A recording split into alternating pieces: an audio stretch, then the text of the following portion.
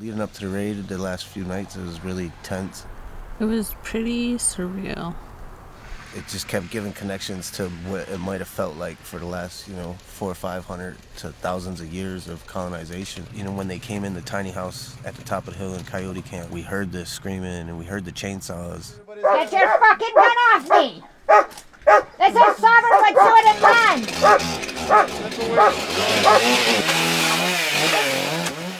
And we knew that was coming for us next.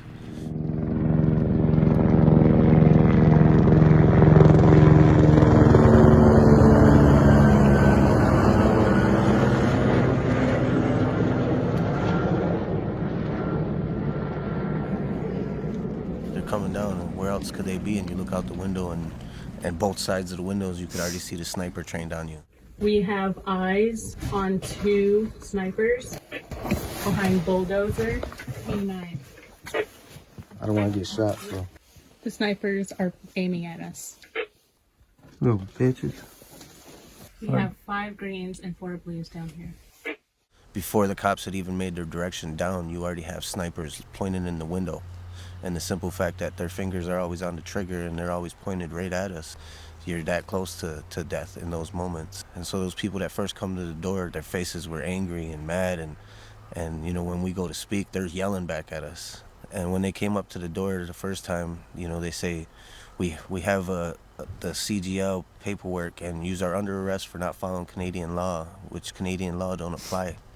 The traditional law of the people of the land precedes that. You need a warrant to enter this premises. This is Was's territory. This is a personal and private residence. I'm Inspector Ken Floyd with the RCMP Division. We do not understand you.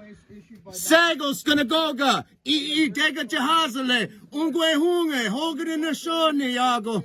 I am the daughter of Chief Boss. You are not welcome here. You are in breach of that injunction.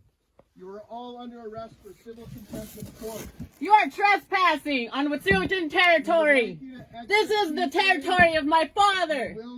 You are not welcome. You need a warrant. Will you be exiting? Will you be coming out in your own volition? You are trespassing on Wet'suwet'en territory. You are not welcome. Kevin, is that you? Can you repeat? We are being surrounded.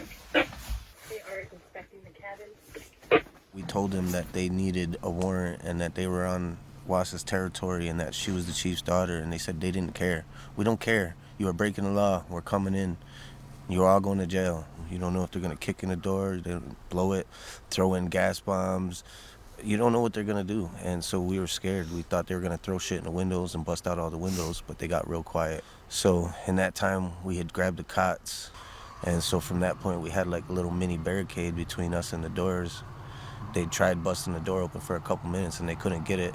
And I remember hearing one of the guys saying, you should take a break. And he's like, no, I got this. And it was like almost like he was like, excited and anxious to bust that door open more than anything. The guys with the guns have approached. There's one in the corner there, approaching. 3 greens approaching cabin. Get away from the scene, just stay safe. 4 blues coming back. 2 snipers behind bulldozer remain.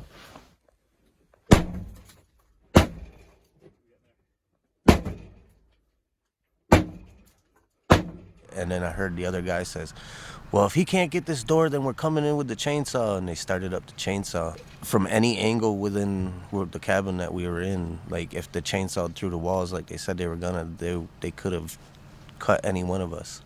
And it sounded like just as the chainsaw was getting ready to go finally hit the wall, the bottom of the door buckled out. And then they had the dogs right at the bottom of the door, and they were holding them and they're egging it on. And they was like, if you don't come out, we're sending them dogs in. And they had the guns trained on us the whole time.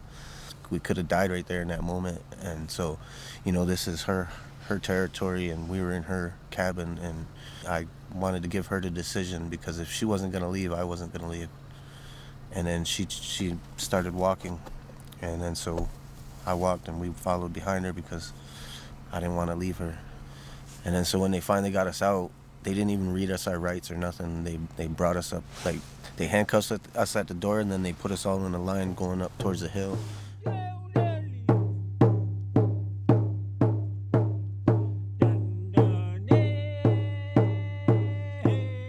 The chief did a ceremony on the cabin and, you know, blessed it and gave it to her. They burnt all her belongings. Everything that she had owned, she had brought there because she was told that that was her cabin. And I had brought all my clothes and my medicines and everything that I had owned that I'd brought was in there.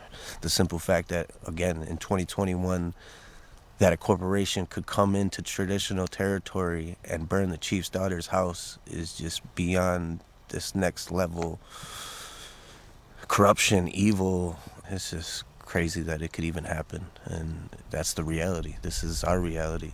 Yeah, after hearing the cabin being burnt down, it just hit me just like that, like a ton of bricks, and it got me like physically sick to the point of like me wanting to get out of the car so I could throw up. And you know, after throwing up, I got back in the car and just like broke down immediately.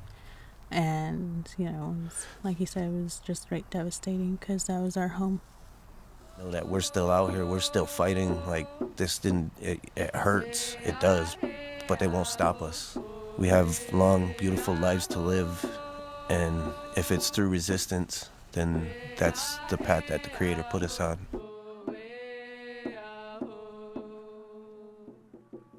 Cause we on the front lines trying to hold the people down. They don't wanna hear my voice, rather have me in the ground.